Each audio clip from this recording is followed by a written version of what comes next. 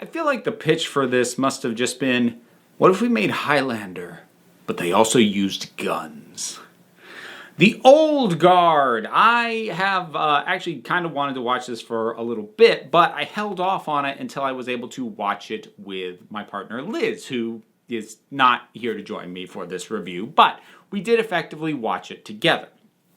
So this is a film currently up on Netflix, which stars Charlize Theron, Chiwetel Ejiofor, and a number of other people who I am suddenly drawing a blank on out of nowhere. It's a good cast. It's a cast and a production value that is better than the story probably deserves, which is kind of why I really like it. It's one of those things that it feels in... Stick with me as I say this.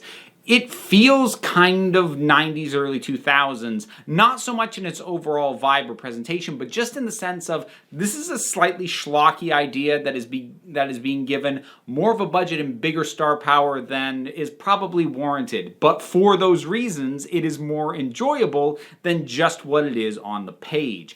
Because the core idea, the basic pitch, and the story structure are not particularly remarkable. There's a couple of highlight bits here and there, certainly one or two conceptual things I really like, which I will get into. The action scenes are easily the highlight of this. The action is hard-hitting, the stunts are really good, they're well edited, they're often in interesting settings, not like really unique settings, but like I love a fight in a confined space, and this gives me that very well. It has a couple of fights that open it up a little bit better. There is hand-to-hand, there is gun work. It's a nice mix, and it moves seamlessly from one to the other. It's very smooth, the film as a whole. So I quite enjoyed that element. So here's the basic pitch. You have this group of immortals led by Charlize Theron. There is, at present, 4 of them.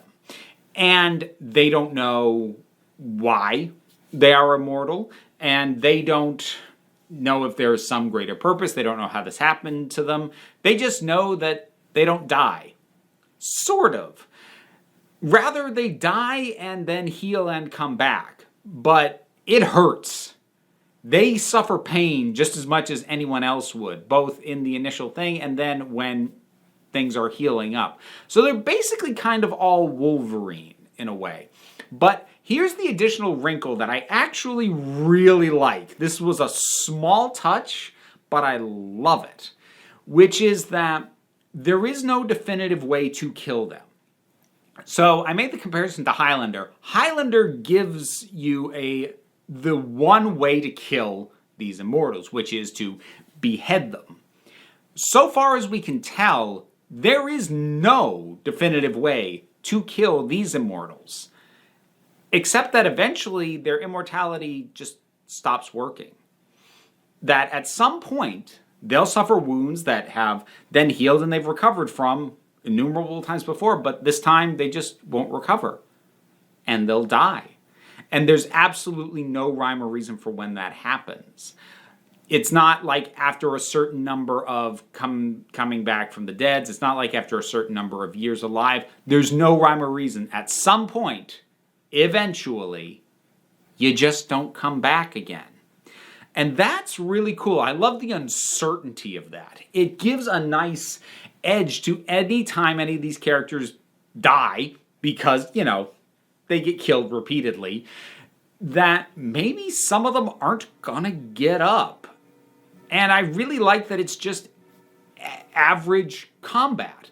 Because what tends to happen in stories like this, when you have characters this superpowered, is that each encounter tends to not have a lot of attention to it because you're like, well, we know they're going to survive this, obviously. Either for story structure reasons, because, well, they're going to make it to the end, or because the nature of their powers are such that, like, there's no way this takes them down.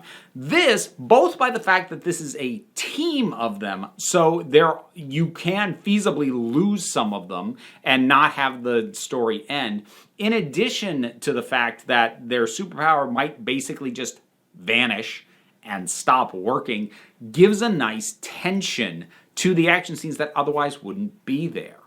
So the overall story in this one is that this group of immortals have been engaging in various kinds of basically guerrilla warfare across centuries.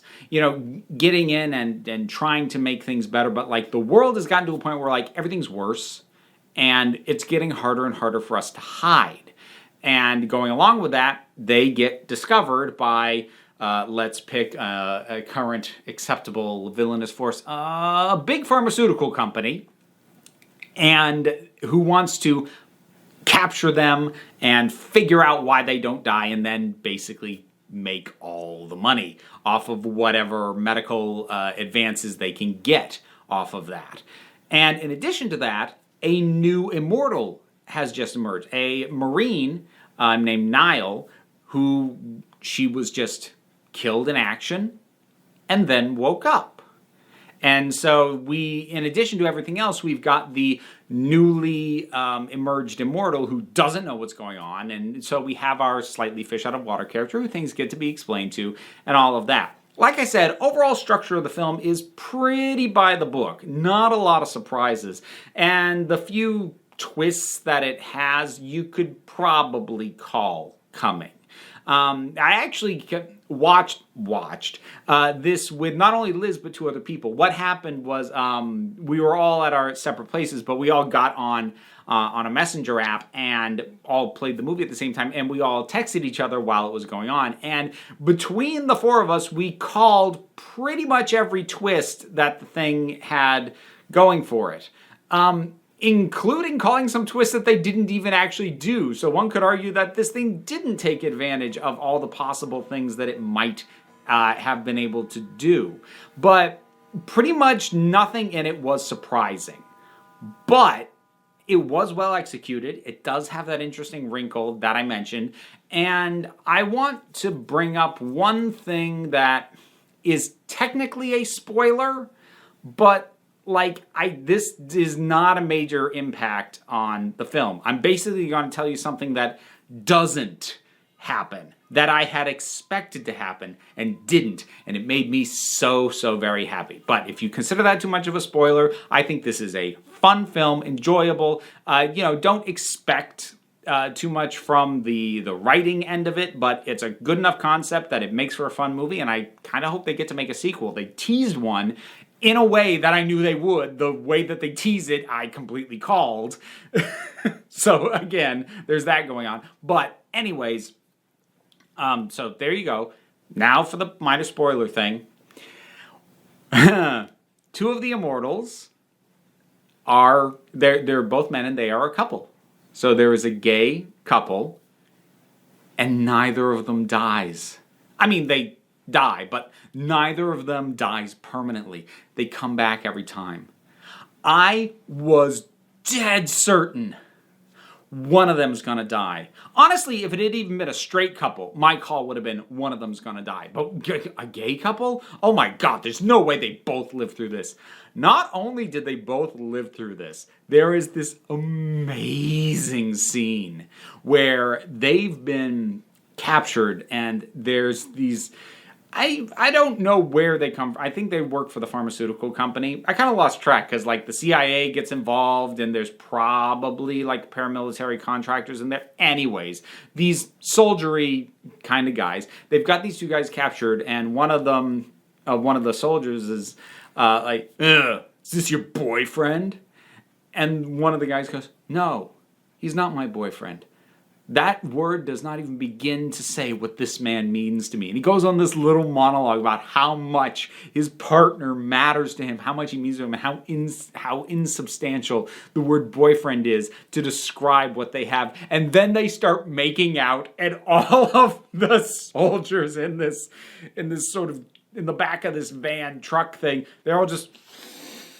And they just don't know how to react as these two guys make out. And eventually, all of them lunge in to pry these two apart. It's brilliant and amazing. And I love that they don't die. Mwah! It's also worth noting there is a nice bit of racial diversity in the core cast as well. I mentioned Chiwetel Ejiofor. He's not one of the Immortals, but he is a primary role. And in addition to that, the Immortals themselves are a nice mix. Nile, who I mentioned, is a black woman, and I didn't look up the heritage of the other actors, but they're not all white, which, that again, that's nice. That is a nice touch. And Charlize Theron does what you would expect from her in something like this. She kicks a lot of butt and is really good at it. Her ability to commit to roles like this is just mwah. There's one other a bit of acting and casting that I want to mention. And again, it's not that this is like a big name that they got, but again, speaks to the intelligence of the casting. So the actor who played Dudley Dursley in the Harry Potter films, that would be Harry Potter's cousin, who, with his aunt and uncle who always bullied him. That actor is the head of the pharmaceutical company. He's basically playing Martin Shkreli, and it's great. Like, seeing that face that has all this backlog in my head of oh, you're so awful, I hate you. And to see that face on a character like this who, yeah, you are supposed to hate him, emphatically, mwah. Again, it's not like it's a good performance. And there's actually a lot of little moments with him that I'm like, yes, that's perfect.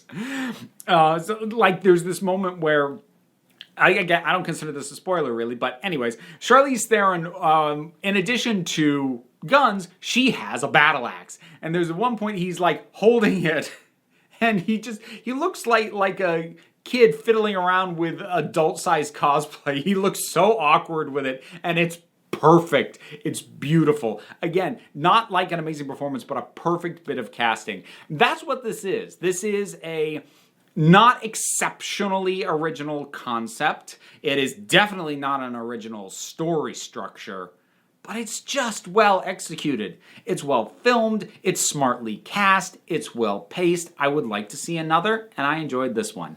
That's The Old Guard. You seen it? What'd you think about it? Whatever your thoughts are, drop something on down in the comments. Let's talk about it. Usual stuff, you know what it is. Like, share, subscribe. I have a Patreon. It helps keep the lights on and pay my bills and ensures I can eat. So if you want to help me out there, that'd be greatly appreciated. But, no pressure. We take a relaxed attitude around here. So just come on back next time you need a break.